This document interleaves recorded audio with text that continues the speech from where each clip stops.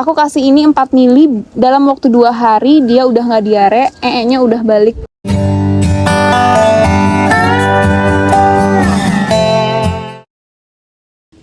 Assalamualaikum warahmatullahi wabarakatuh guys, balik lagi ke YouTube channel Hufat Stable. Ini dia pemandangan dari padang rumputnya Hufat Stable yang udah kita babat, karena ini buat cadangan pakan. Di sana ada odot sama rumput gajah ya. Terus ini aku di padang savana ini aku akan nge-review beberapa obat yang udah aku punya, dan apa aja, hampir semua obat di sini tuh udah kita pakai guys. Jadi yang pertama itu adalah yang pasti ya, yang pertama kali aku lakuin ketika aku baru masuk ke sebuah peternakan, aku tanya apakah pernah diinjeksi obat cacing apa enggak. Kalau belum, harus diinjeksi, karena nanti dagingnya itu banyak cacingnya, kalau enggak nya banyak cacingnya, atau enggak domba susah gendut. Dan rata-rata di peternakan itu tiap 3 bulan sekali kita harus injeksi obat cacing. Bahkan mereka obat cacingnya pakai 2. Selain injeksi ada juga yang dicekokin. Jadi hari pertama diinjeksi, hari kedua dicekokin. Itu ada albendazole, tapi aku nggak bawa obatnya, cuma ini Novamectin. Terus yang kedua itu adalah aku punya B-kompleks. Kalau di bayi manusia ya, B-kompleks ini biasanya dipakai buat menambah nafsu makan. Ini sebenarnya cuma vitamin sih, jadi mau dikasih juga ya dikasih berlebihan nanti kebuang, jadi dikasihnya secukupnya aja. Di sini ada keterangannya calf, goats, and sheep itu sekitar 5-10 mili gitu. Nah kalau misalnya berlebihan nanti kebuang, jadi mendingan ikut sesuai dengan dosis yang ada di obatnya aja, dan diinjeksi secara intramuskular. Kalau kalian nggak tahu caranya injeksi intramuskular kayak gimana, nanti nonton di video sebelumnya ya. Nah ini kapan sih aku kasih? Waktu itu ada domba nomor 047, dia tuh nggak nafsu makan, mungkin kekurangan vitamin, jadi kita injeksi dan sekarang udah gemuk guys, karena B-kompleks. Terus ada lagi ini, sebenarnya aku lihat ini dari video di Australia sih, mereka pakainya Bose, vitamin E dan selenium. Itu dipakai buat biar bulunya tuh bagus, menarik, dan juga lumayan pengaruhi kesuburan hewan. Maksudnya kayak kesehatan dia ya, vitamin E dan selenium. Selenium tuh salah satu temannya dari mineral juga, tapi beda tipe. Kalau itu mineral, ini adalah selenium. Nah ini aku injeksi untuk ternak-ternak yang sakit, ditemani oleh B-kompleks gitu. Di sini sama juga ya, sama kayak pemberian vitamin seperti biasanya, jangan lebih, jangan kurang. Kalau lebih nanti nggak efektif, kita rugi dari segi harga, karena pasti kebuang vitaminnya. Kalau kurang juga nggak ngefek ke hewannya. Nah ini 1 mili, ini tuh 2 mili per 10 kilo. Jadi kalau misalnya domba kalian 30 kilo, berarti kalian perlu injeksi 6 mili di intramuskular atau subkutan. Ingat, subkutan tuh di bawah kulit, intramuskular tuh di daging atau otot. Lihat deh pemandangan kita, si 01.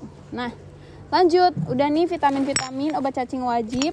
Habis itu ini baru banget aku beli, ini adalah obat antibiotik. Aku pakai ke 2 hewan ya. Yang pertama itu adalah domba yang 003 kalau nggak salah.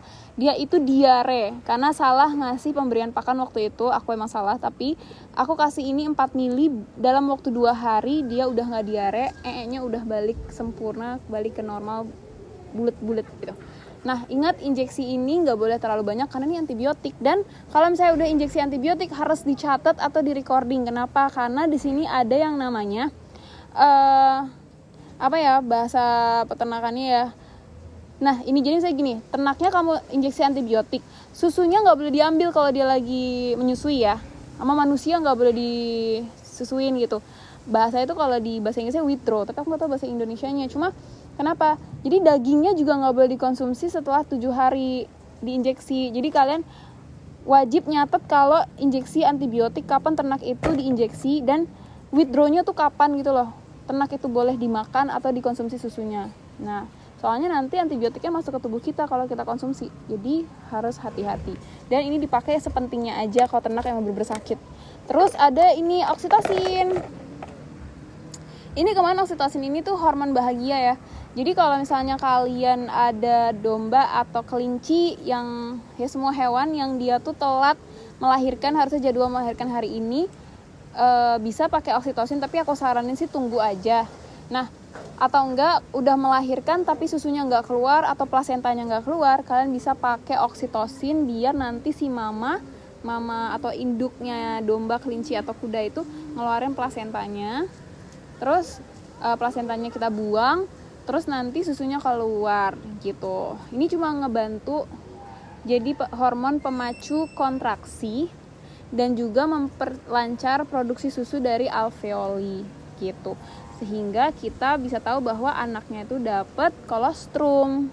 Ini kemarin aku pertama kali pakai di kelinci karena kelincinya nggak ngeluarin susu. Jadi aku pakai, setelah itu dia udah oke, udah bisa nyusuin. Gitu. Terus ini sebenarnya ini lubrikan manusia aja sih, cuma aku beli kenapa? Karena takut kalau misalnya ada domba yang susah kelahiran dan kita harus narik gitu ya, pakai sarung tangan. Jadi biar masuknya mudah, biar tangan kita licin, itu pakai lubrikan. Udah sih, sisanya antiseptik dan lain-lain, itu aja untuk obatnya. Sebenarnya ada beberapa obat lagi tapi di sebelah sana guys, nggak dibawa. Jadi itu guys. Nah kalau misalnya kalian mau tahu berapa dosisnya, beli aja karena di sini biasanya udah ada keterangannya dosisnya. Oke, semoga membantu konten dari Whatsapp. Bye bye 01. Jangan lupa subscribe, share, comment, and likes.